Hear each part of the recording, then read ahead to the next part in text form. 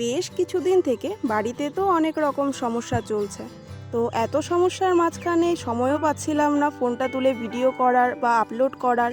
সত্যি কথা বলতে সময়টা যেরকম সেরকম, মানে মনটাও খুব একটা ভালো নেই কিছুদিন থেকে। এত কিছুর মাঝখানে বাবান আবার একটু অসুস্থ হয়ে গেছিল।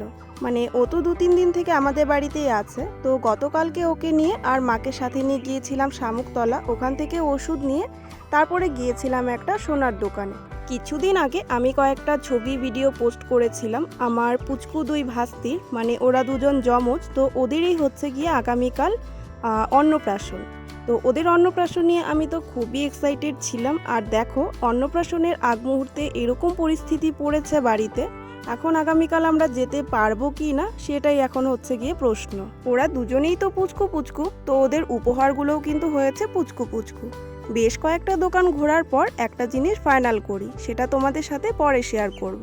তারপর আর কি, বাবান বলছিল মোমো খাবে, তো ওকে মোমো খাইয়ে সোজা বাড়িতে।